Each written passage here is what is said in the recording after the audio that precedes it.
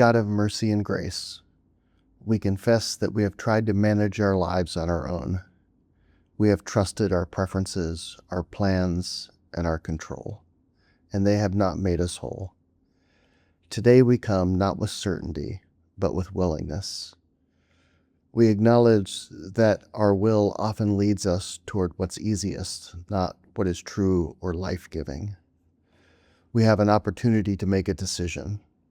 We choose to turn our will and our lives over to your care as we understand you. With open hands and outstretched arms, we release what we cling to and trust that you will catch us, lead us, shape us, and make us whole.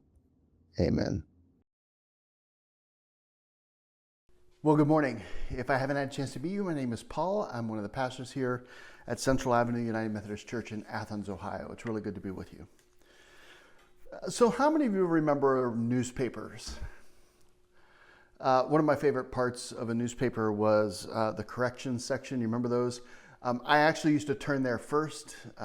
This gives you insight into me that I'm uncomfortable that you have. So now, yes, they still do corrections. They do them, corrections and retractions. They do them on websites sometimes, occasionally on TV news reports, although mostly people aren't apologizing these days. They're simply declaring the correction as, fake news or something like that. But there's something for me about seeing the corrections in print that was always refreshing and kind of funny. So thought I'd start just by sharing a few of these. These are real, by the way. I actually have some of the original clippings from them. So this first one is from an old Weight Watchers booklet. It says this, it says, the recipe for the bacon and egg breakfast tower on page 6 of the Kickstart Your Cooking serves 12 people, not one. We regret the error. And they always feel like they have to add that last sentence, we regret the error, right? So here's another one. In the recipe for salsa published recently, one of the ingredients was misstated due to an error. The correct ingredient is 2 teaspoons of cilantro instead of 2 teaspoons of cement. Just as an aside, there's no way that 2 teaspoons is enough cilantro for a salsa recipe, but I'll just leave that there. So this one is from the Chicago Guide to Fact Checking. It's from the Miami Herald, an article in the Miami Herald. It simply says this, the correction. The column by Glenn Garvin on December 20th sent that the National Science Foundation, quote, funded a study on Jello wrestling at the South Pole. This is incorrect. The event took place on off-duty hours without NSF permission and did not involve taxpayer funds. The number of questions this raises is just tremendous to me. But I'm glad they set the record straight. The Jello wrestling wasn't taxpayer funded. So I think this last one is my favorite, kind of a slight mix-up. Due to incorrect information received from the clerk of court's office, Diane K. Merchant, 38, was incorrectly listed as being fined for prostitution in Wednesday's paper. The charge should have been a failure to stop at a railroad crossing. The public opinion apologizes for the error. That's quite a mix-up there. So now, what a newspaper is trying to do when it runs a correction is to make things right to someone they've wronged. And as we've just seen, they don't always do it that well, not always effective in that. In similar ways, the step that we look at today, step 9, asks us to make amends to people we have wronged in our past. It asks us to correct our errors, to set things right. So as we've been doing each week, I want to do a quick review. If you're new with us, the last 8 weeks we've been looking at this series based around the 12 steps of Alcoholics Anonymous. And we've been looking at these steps as a kind of pattern for living, a pattern that is actually deeply rooted in the life and teaching of Jesus, the witness of Scripture, and the practice of the early church. The 12 steps, they're this set of practices, relationships, and experiences that millions before us have found led to a kind of wholeness, a kind of life.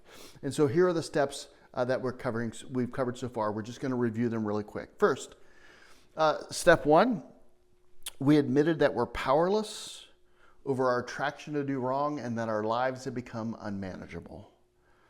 Step two says that we came to believe that a power greater than ourselves could restore us to sanity.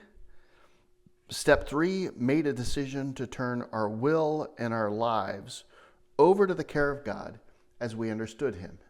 And we talked about this important distinction that turning your will and your life over the care of God is not just the decision that you're going to do it, but it's that you actually turn your will and your life over to the care of God. And practically speaking, what this means in this context is that you work steps 4 through 12.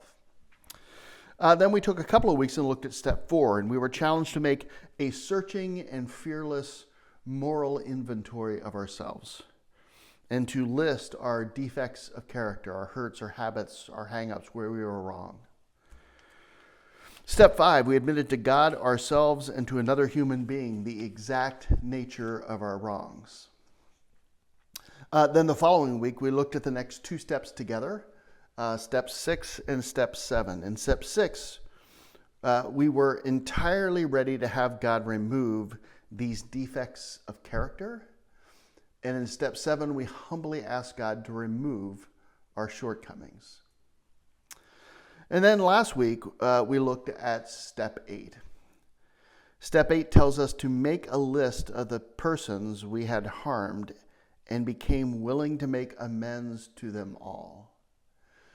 So last week, I asked us to get painfully practical, to take out a sheet of paper, to make a first pass at writing down all the names of people that we've hurt, friends, family, colleagues, neighbors, past relationships.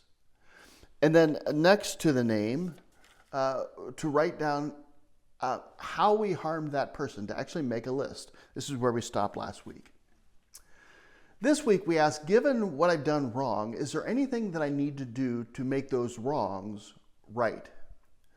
Because it's one thing to own a wrong, to name a wrong. It's a very different thing to then try to make it right. And this setting right is called restitution, and this is step 9. Step 9 is the restitution step. Step 9 says, made direct amends to such people wherever possible, except when to do so would injure them or others. So we make direct amends to such people whenever possible, except when to do so would injure them or others. Step 9 is where we start to set things right. Now, sometimes making it right is a matter of dollars and cents. It's a financial thing. It's reimbursing the company for the company equipment that somehow ended up in your garage, right? It's buying a friend a new book after you lost theirs. It's paying for that scratch that no one saw you make on that car in the parking lot. These things are called property amends. And then there are what are called personal amends. And these are much more relational in nature. So there's property and these are personal. It's apologizing to the colleague for taking credit for their idea, even going to their boss and setting him or her straight, saying, look, this wasn't my idea. It was really the other person's. It's about coming clean to the person that you've been gossiping about so that you could fit in with your friends, your colleagues, other students.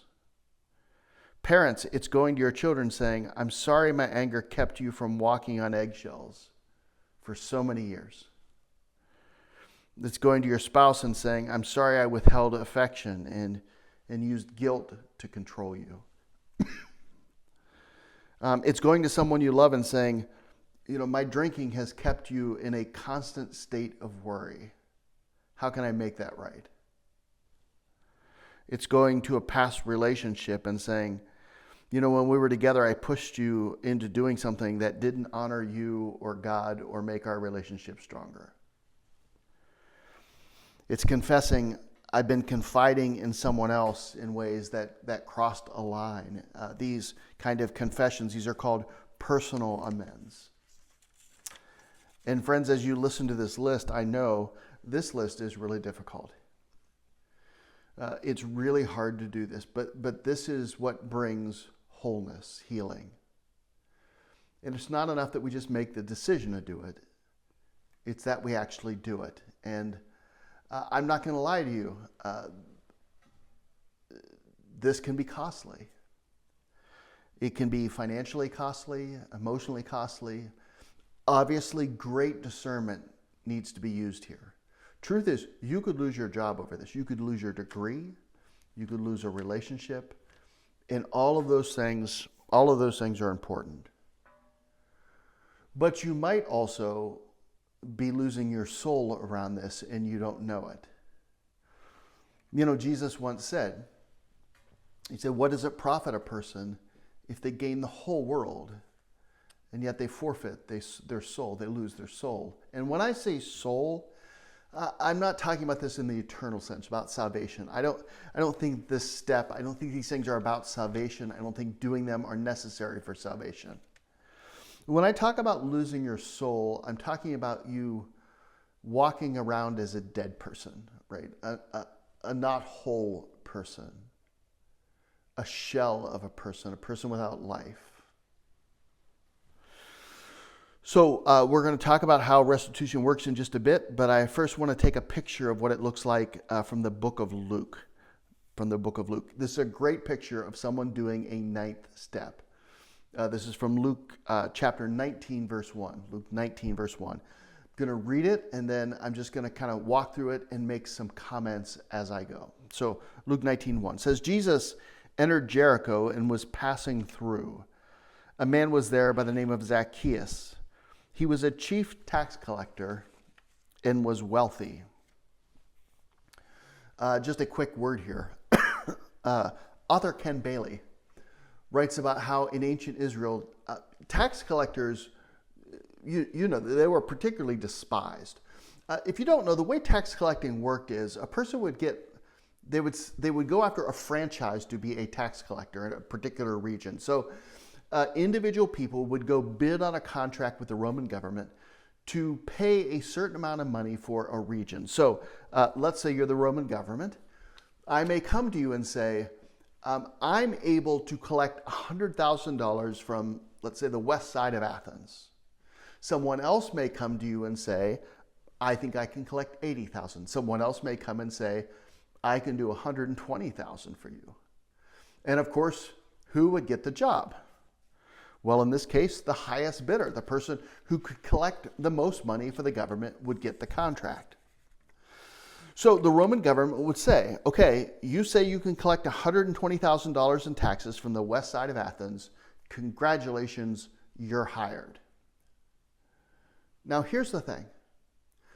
That person would be held to fulfilling that contract, even if it meant that they would go into unpayable debt, even if it meant imprisonment. So as the highest bidder, you were bound, you had to collect that amount of money that you bid. But here's the thing. You could use the power of Rome to collect. You could deputize other people to help you collect. And here's the catch. The tax collector actually set the rate for the area. So what this means is that whatever you collect that you owe the government, you had to pay the government, you could keep anything over that you collected. So same with people who are working under you. So let's say that you were going to give, $100 per person to the government. You may charge them $200. The tax rates would double. You would charge them as much as you wanted to make. And so tax collectors became very wealthy, but it was a system that reinforced corruption. Tax collectors were notoriously dishonest. I'm not making this up. One village actually built a statue to honor an honest tax collector because they were so rare. Even worse, this story, we're told, takes place in Jerusalem. So these are Jews. And the tax collected from the Jewish people didn't go to the government of Israel. Where did it go?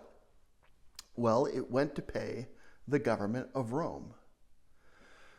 So the money collected was being used to oppress the people who were giving the money.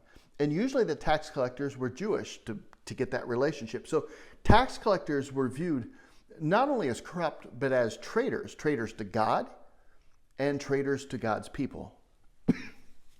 This was Zacchaeus. Let's continue. Verse 3.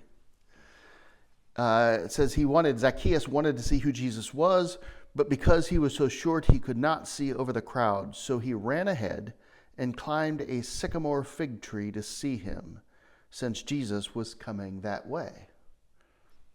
Hey, isn't this a song? A little VBS reference there. Verse 5. When Jesus reached the spot, he looked up and said to him, Zacchaeus, come down immediately. I must stay at your house today. And so he came down at once and welcomed him gladly. Now, don't miss this. Jesus is staying at his house. Jesus is a Jewish rabbi. Zacchaeus is a tax collector. Tax collectors were regarded as unclean. You couldn't even touch one or you'd become unclean. You certainly couldn't go into their home.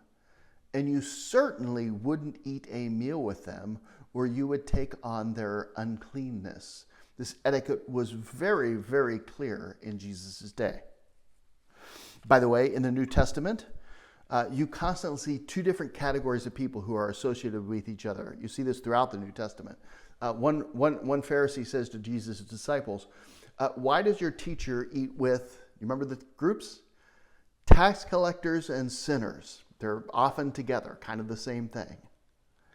Zacchaeus is a tax collector, but he's not just a tax collector, he's a chief tax collector. Jesus was a religious leader, a rabbi, and they're eating together. And the people react to this as you might expect them to react. Verse 7. All the people saw this and they began to mutter, he's gone to be the guest of a sinner. Now, between verse 7 and 8, there is a time lapse. So Zacchaeus comes down. Apparently, they go to Zacchaeus' home for dinner. Now, most likely, they are having dinner in a courtyard area where folks could watch. So just a little bit of context. Here's a picture for you. In those days, dinners at the home of wealthy people like Zacchaeus were kind of public events. There was not a lot of entertainment back in those days. This was in the early days of Netflix. It was just showing Beetlejuice and Sharknado over and over again. But the guest would come together and they would have dinner. But others would gather around them and they would watch and listen to the entertainment that the rich person provided. And so somewhere in these moments at this dinner and in response to Jesus' presence, for an unstated reason we don't know, Zacchaeus starts to do an eighth step. We're not told why. Certainly this has to do with the acceptance, Jesus' acceptance of him. Maybe Zacchaeus was looking around and he saw one of the widows he took money from in the crowd. Maybe there was a peasant there who he extorted money from, and maybe he felt a pang of conviction while sitting with Jesus. We don't know why. But now he's with Jesus. Now that he's with Jesus, everything looks different to him. See, when Jesus actually becomes the center of your life, you look at people differently. And so, in a very dramatic moment, Zacchaeus rises from the dinner table. Now, if you've ever been to a formal meal and someone stands up to make a little speech, it's often a big deal. It's like when the parent stands up to toast the couple at the rehearsal dinner at a wedding, right? Everyone quiets down. Everybody stops to hear what this hated thief here is going to say. And I can't imagine that they would have any idea. Look at this. This is verse 8. It says, but Zacchaeus stood up and said to Jesus, look, Lord, here and now I give half of my possessions to the poor. And if I've cheated anybody out of anything, I will pay back 4 times the amount. And I suspect that there is a moment of stunned silence.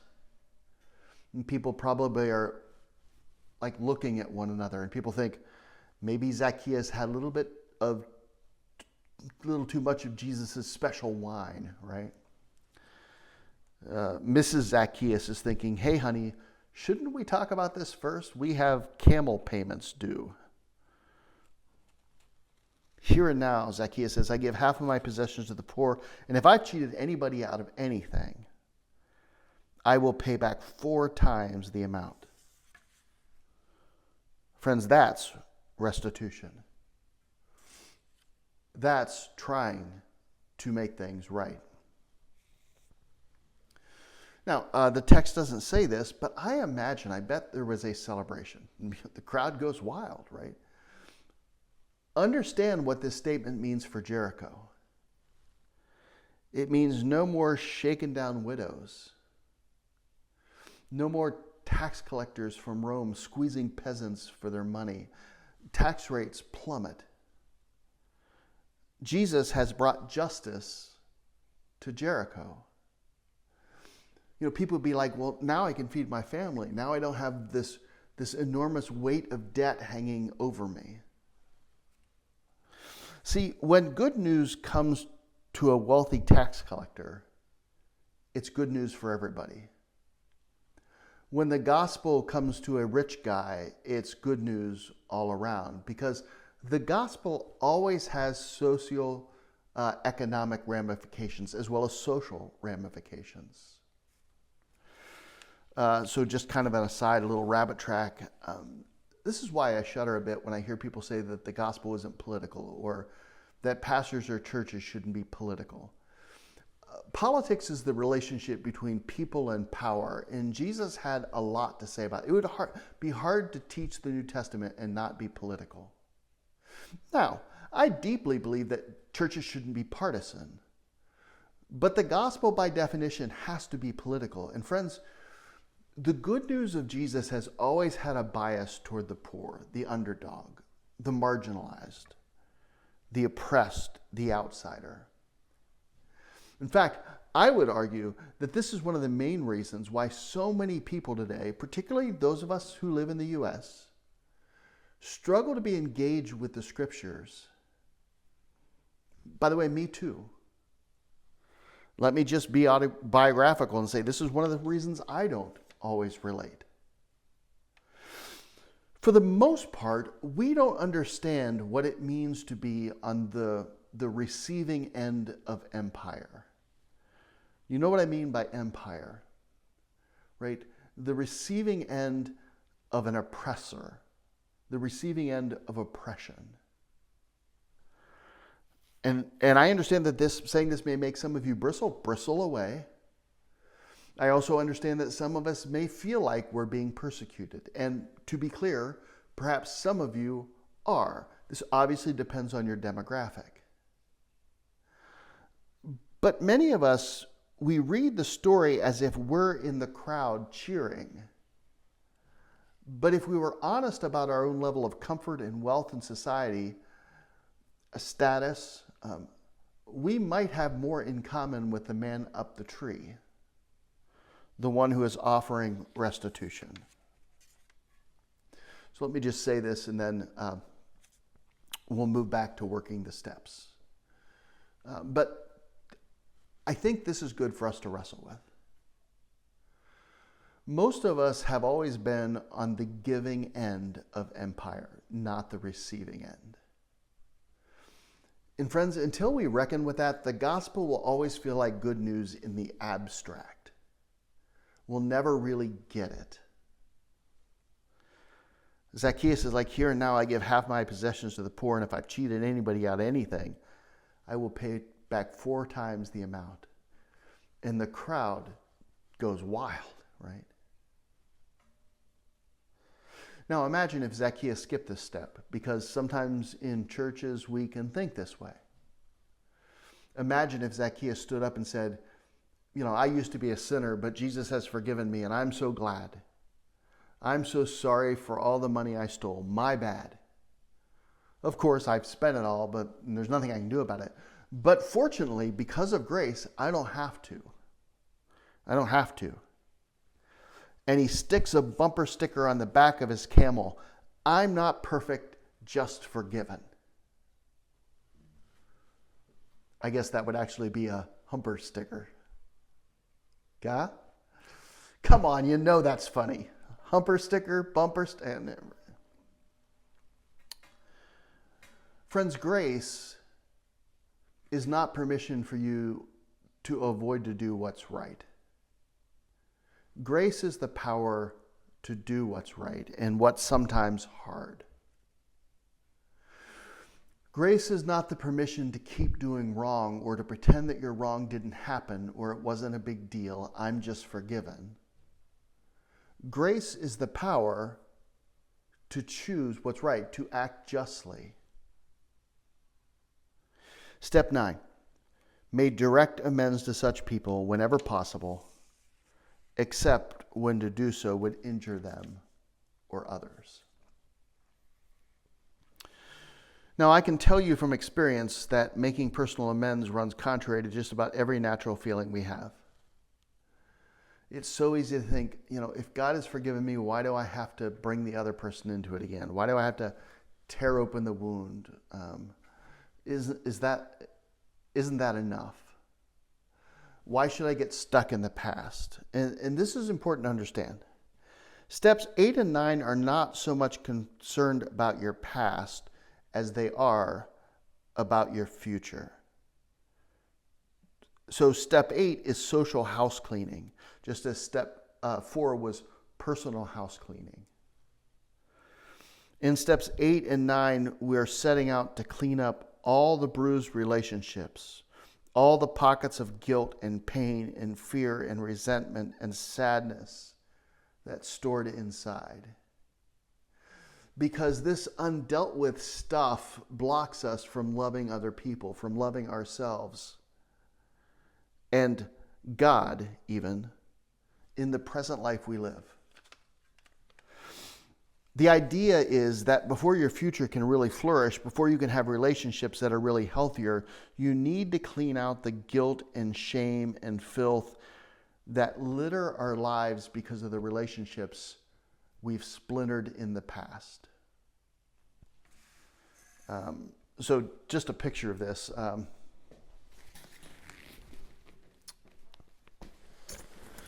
When I was in college, I did an internship with the Westin Hotel in Cincinnati, and I was doing public relations work.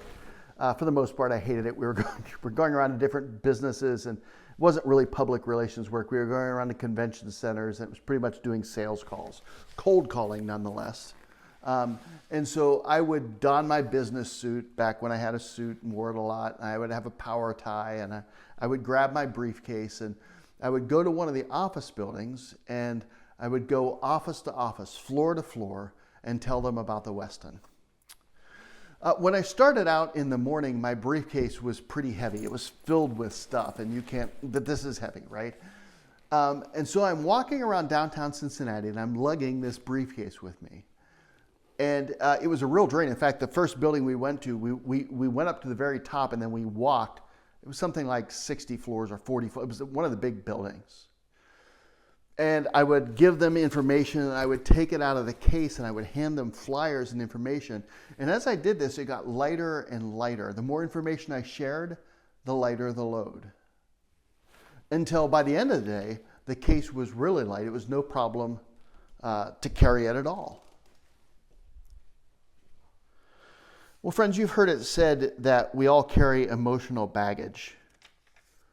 And what many of us do is we lug around the case, this case that is filled with guilt and regret. And every time we hurt someone and we don't make it right, it's like we're throwing another weight, another book into the case. And we do this our entire lives, and we lug this thing around with us. And there is an expenditure of emotional energy that as we do it, and sometimes we don't even realize how much it's slowing us down. We're not even aware of it.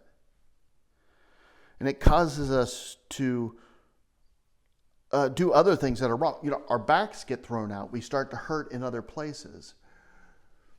But what steps 8 and 9 are supposed to do is to help us empty that case, one incident after another, so it just gets lighter and lighter and lighter. And then after a while, the idea is, instead of feeling weighted down, we feel freed up. We get the sense that this freedom is real, and that we could go anywhere, and we don't have to hide. We don't have to hide. You don't have to wince because someone knows something about you, or you have some unresolved issue with them, and you run into them at Kroger, and you have freedom. You have freedom.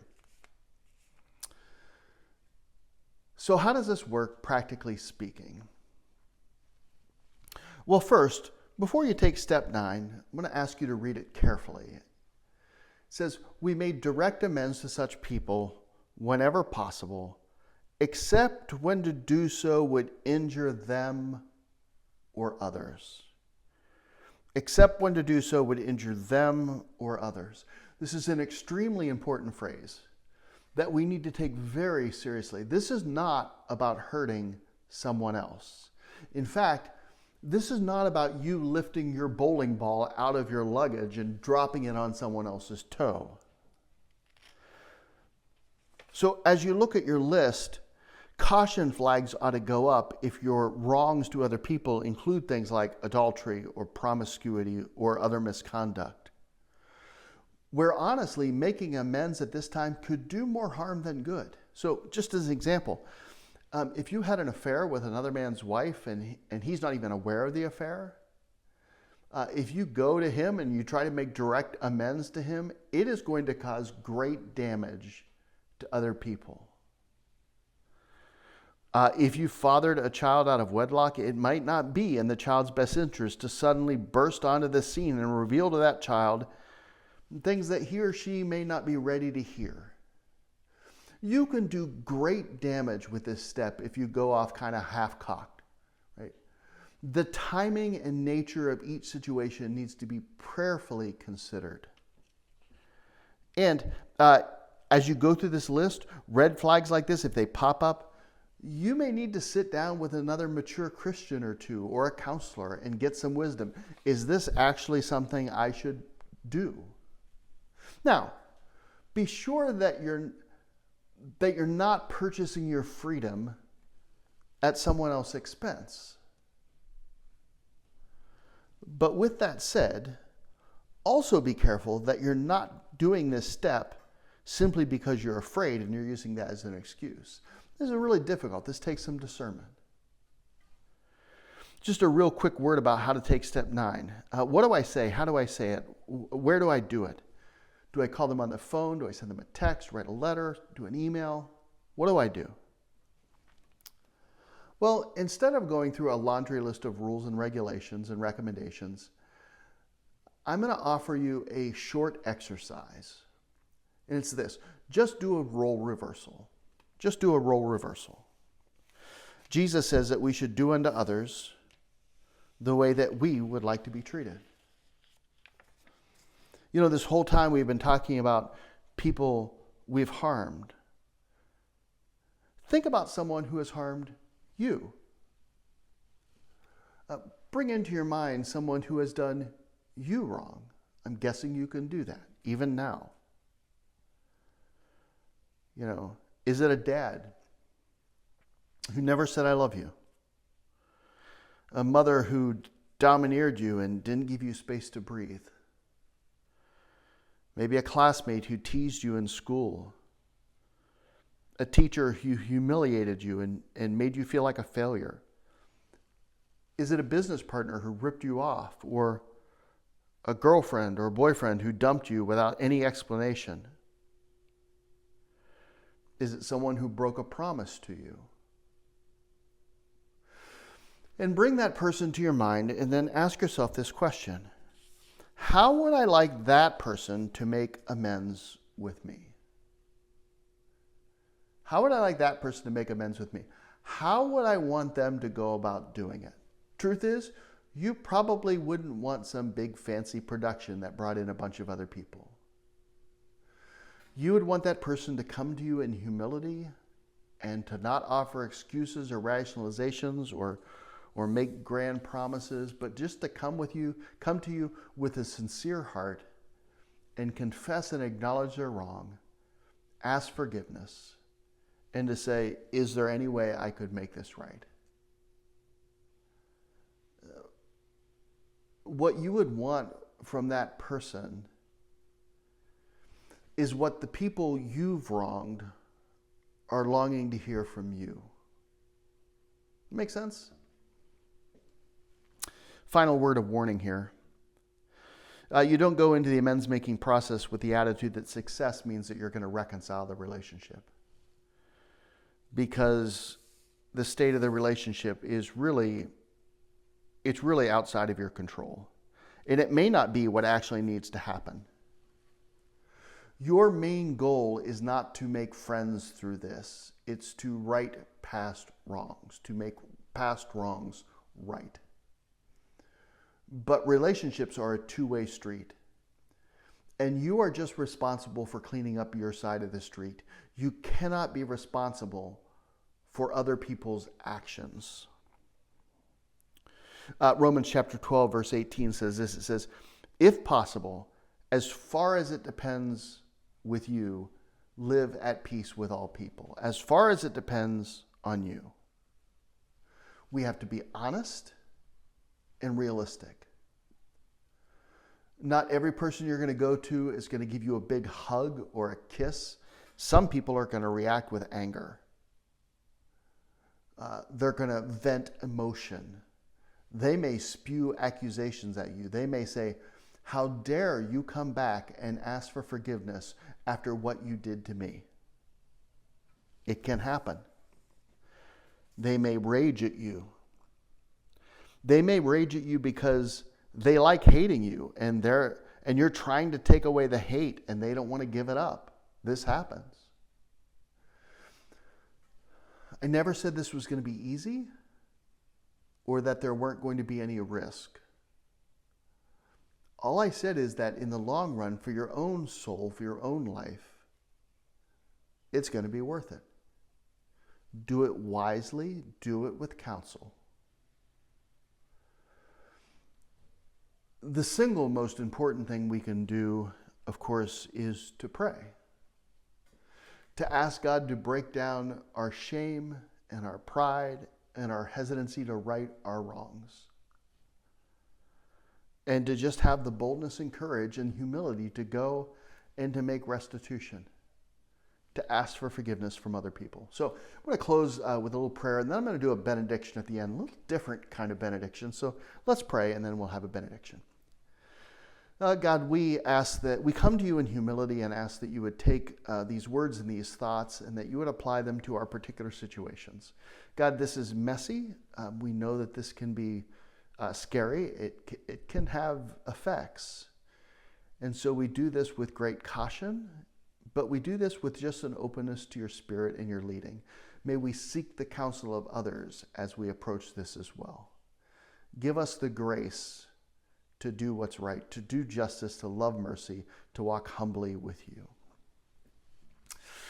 Now I'm going to close with a benediction. It's a little different benediction than I usually do. This I heard when I was in seminary. It was from a pastor in India. I'm just going to give this to you and we'll leave it at this. And it's simply this. May the Lord disturb us and trouble us. May the Lord place this difficult task of forgiveness and restitution before us. May He give us the grace to carry it out. And then, and only then, may He give us His peace. Peace of Christ be with you, friends.